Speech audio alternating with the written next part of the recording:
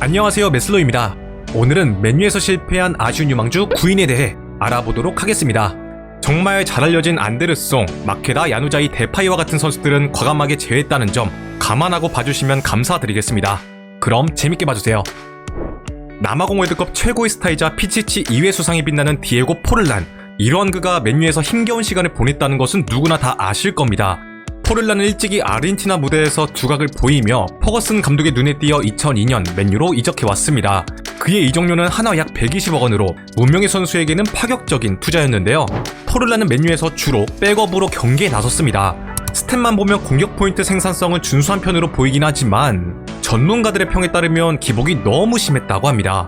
그는 이후 04-05 시즌에 첼시와의 개막전에서 퍼거슨 감독의 지시를 무시하여 그에게 분노를 사 거의 쫓겨나다시피 비아레알로 이적했는데요. 물론 이는 전화위복이 되어 기량을 만개하는 데 신의 한 수로 작용하게 되었습니다. 혹자는 포를란이 맨유를 떠나 곧바로 비아레알에서 라리가 득점왕에 등극한 것을 보고 맨유를 비판하기도 했습니다. 그가 맨유에서의 2시즌 동안 리그 3경기 연속 선발 출전한 적이 한 번도 없을 정도로 무언가 만들어낼 기회조차 주어지지 않았다는 것인데요. 만약 포를란이 맨유에 남았었더라면 지금처럼 성공할 수 있었을지 궁금하긴 합니다. 베베와 오베르탕은 한때 박지성 선수의 경쟁자로 꼽힌 선수들로 이들은 2009년에 함께 영입되었습니다. 맨유는 당시 이 두 선수를 영입하는데 무려 183억 원을 태웠는데요. 그중 베베에게만 130억 원을 발생시켰습니다. 먼저 베베가 노숙자 월드컵에서 두각을 보여 맨유에 영입되었다는 이야기는 완벽한 루머라고 전해지고 있습니다. 그는 포르투갈 하브리그에서의 활약으로 포르투갈의 명문 비토리아에 입단한 이후 프리시즌에서 두각을 보이며 당시 맨유의 수석 코치인 케이로스의 눈에 띄어 맨유로 깜짝 이적하게 된 것이었습니다. 참고로 퍼거슨 감독은 그의 플레이를 한 번도 본 적이 없으며 오직 코치진의 안목을 믿고 그 영입을 추진한 것이라고 하죠. 그리고 오베르탕의 경우엔 프랑스 연령별 대표팀에서 두각을 보인 유망주로 맨유가 몇 년 동안 공을 들여 영입한 선수였습니다. 그런데 그는 반짝했던 이적 초반과 달리 시간이 지날수록 상대 수비수를 전혀 제치지 못하는 실망스러운 경기력을 보여주었습니다. 결론적으로 베베르탕은 모두가 알고 있듯 맨유에서 깔끔하게 실패했습니다. 베베는 성장을 위해 임대 보내졌음에도 뚜렷한 성장세를 보여주지 못했고 오베르탕은 퍼거슨 감독의 기대와 달리 정체된 성장세를 보였습니다. 그렇게 두 선수는 퍼거슨 감독의 흑역사이자 맨유 최악의 영입에 손꼽히는 선수들로 전락하고 말았습니다. 조란 토시치는 한때 21세 이하 유럽 선수권 대회에서 세르비아의 4강을 이끌며 유럽 최고의 유망주 반열에 올랐었습니다. 그렇게 2009년 1월 한화 약 105억 원에 맨유가 그를 영입하는 데 성공했는데요. 당시 맨유에는 같은 세르비아 출신의 비리치가 있어 그는 곧바로 적응에 성공할 수 있을 것으로 보였습니다. 그러나 그는 어째서인지 시간이 지나도 경기장에 나오지 않았습니다. 그러자 팬들은 훈련에서 얼마나 못하면 못 나오는 것이냐며 그의 기량을 의심하기까지 했죠. 결국 토시치는 맨유에서 단 5경기 출전에 그친 채 팀을 떠나야 했습니다. 훗날 그는 맨유에서의 생활에 대해 이야기를 했었는데 당시 맨유의 수준이 굉장히 높아 마치 다른 세계에서 하는 스포츠 같았다고 합니다. 훈련장에서 본인을 제외하고는 모두 볼을 빼앗기지 않을 정도로 수준 차이가 많이 났다고 하는데요. 겪어보니 자신은 맨유에서 뛸 수 있는 수준이 아니었다는 것을 느꼈다고 합니다. 그럼에도 불구하고 긱스와 스콜스의 프로페셔널한 모습은 자신의 축구 인생에 큰 영향을 미쳤다고 전했습니다.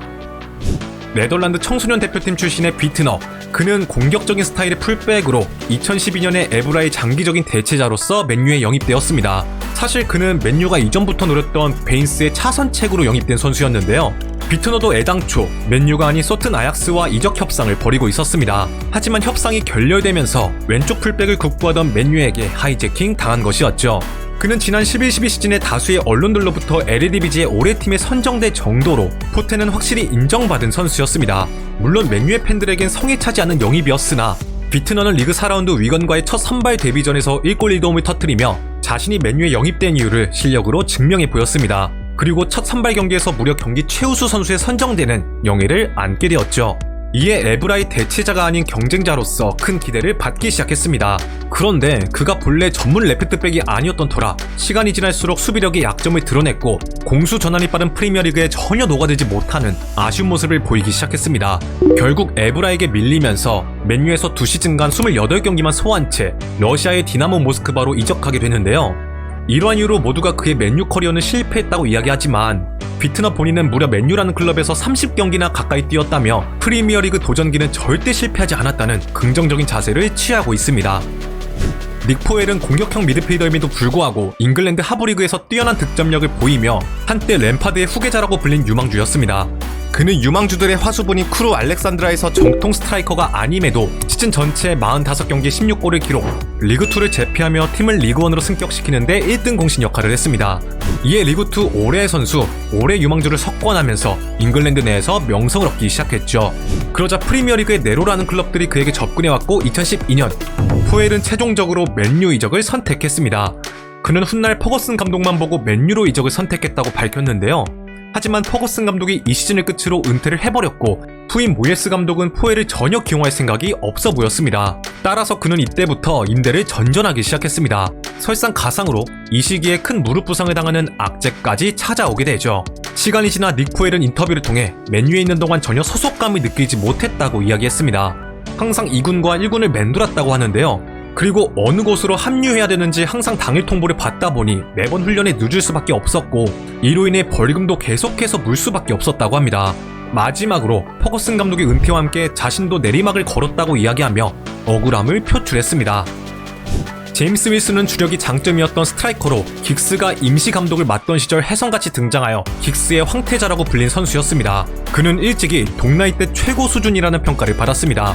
따라서 13-14 시즌 막바지에 1군으로 콜업되어 헐시티와의 경기를 통해 데뷔전을 치를 수 있었는데요. 그리고 이 경기에서 멀티골을 꽂아 넣으며 인상적인 데뷔전을 치렀습니다. 이로 인해 장차 루니 다음으로 맨유의 차기 원톱이 될 것이라는 큰 기대를 받았습니다. 이후엔 백업 자원으로 자주 등장했고 준수한 플레이들을 보여주며 팬들의 기대는 더더욱 높아져갔죠. 그러나 1군에서 그가 뛸 수 있는 기회는 상당히 제한적이었습니다. 결국 성장을 위해 임대를 택하게 되었는데요. 그런데 이때부터 윌슨에게 불운이 겹치기 시작했습니다. 우선 윌슨이 맨유를 떠난 사이에 레시포드가 콜업되어 곧바로 자리를 잡으며 윌슨의 입지를 위협했습니다. 엎친 데 덮친 격으로 임대간 더비 카운티에서 십자인대 파열이라는 큰 부상을 당하고 말았는데요. 이 부상으로 인해 윌슨의 성장이 지체되었고 장점인 주력이 사라지고 말았습니다. 그렇게 현재는 잉글랜드의 하부리그를 전전하고 있죠. 한때 레시포드보다 더 각광받던 선수였었는데 정말 아쉬운 유망주라는 생각이 듭니다.